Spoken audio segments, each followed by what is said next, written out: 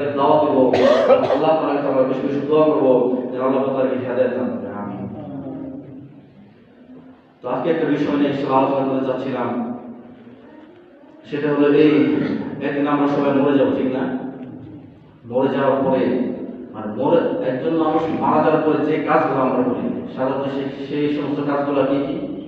প্রথমে আমাদের যে কাজটা করার অনুমতি আল্লাহ তাআলা নবীজি সাল্লাল্লাহু আলাইহি ওয়াসাল্লামকে দিতে বলছেন, সেই কাজটা হলো এই। নবীজি সাল্লাল্লাহু আলাইহি ওয়াসাল্লাম বলেন, قال رسول الله صلى الله عليه وسلم لقنوا موتاكم لا إله إلا الله। তোমাদের মধ্যে যখন কোনো ব্যক্তির মৃত্যু সময় ঘনিয়ে আসে তখন তোমরা তার কানের সামনে বসে বসে কালিমা তালকিন দাও। তাকে বলো, হে আল্লাহর বান্দা, তুমি পড়ো লা ইলাহা ইল্লাল্লাহ। তবে তাকে পড়ার জন্য জোর করবা না, তার কানের সামনে তোমরা বলতে থাকবা লা ইলাহা ইল্লাল্লাহ, লা ইলাহা ইল্লাল্লাহ, শুধু বলতে থাকবা, তাকে পড়ার জন্য কোনো চাপ দিবা না। কারণ চাপ দিলে কি হবে?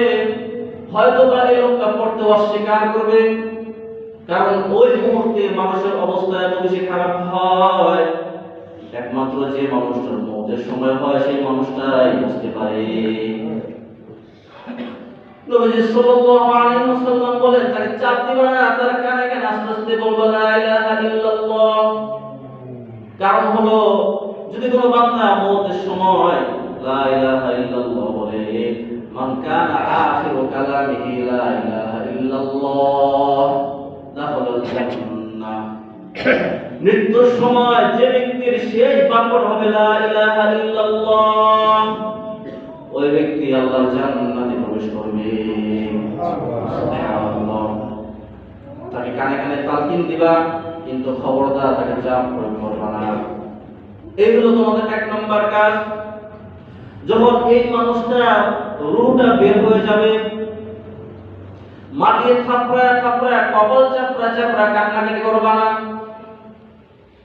শোক প্রকাশ করবা, ঠিক আছে, কিন্তু কপাল চাপড়াইবা না, মাটি চাপড়াইবা না।